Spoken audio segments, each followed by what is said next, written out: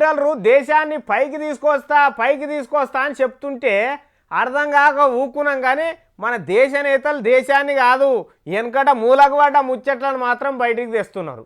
లేటెస్ట్గా నరేంద్ర మోడీ సారు పైన పటారం లోన లొటారం అంటే ఏందో ఎట్లుంటుందో ఇక బయట పెట్టిండు ఆయన. సారు సాధించిన ముందుగల ప్రగతి ఇదేనట.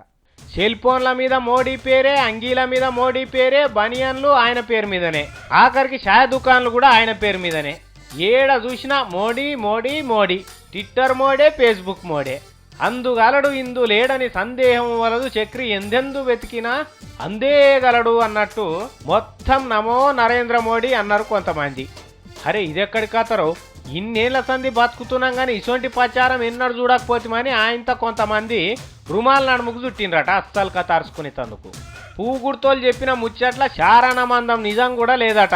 ట్విట్టర్లు, ఫేస్బుక్లు వీటిలో నరేంద్ర మోడీకి దొరుకుతున్న ఉద్యర ప్రచారం అంతా ఉత్తదేనని బయట పెట్టినరట. అయితే మోడీని ఇంతమంది ఎట్లా ఫాలో అవుతున్నారో అరుచుకునే తందుకు కోబ్రా పోస్ట్ అనే కంప్యూటర్ టీవీలు రంగములకు దిగిండ్రట.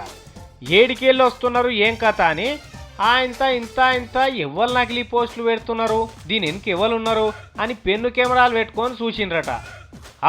మేమే చేస్తాం అసొంటి, పైసలు ఇస్తే మోడీనేంది హైదరాబాద్ మోరీని కూడా హైలైట్ చేస్తాం, కంపెనీలు దివాలా తీయాలన్నా పైకి దేవాలన్నా మొత్తం మా చేతుల్లోనే ఉంటుంది, దొంగ అకౌంట్లు పెట్టి ఫాలో అవుతుంటామని చెప్పిండ్రట.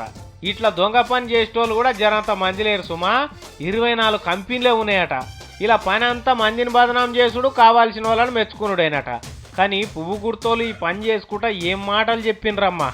సారు కనిపించే దేవుడు గడ్డమున్న రాముడు అని చెప్పుకో తిరిగిర్రు.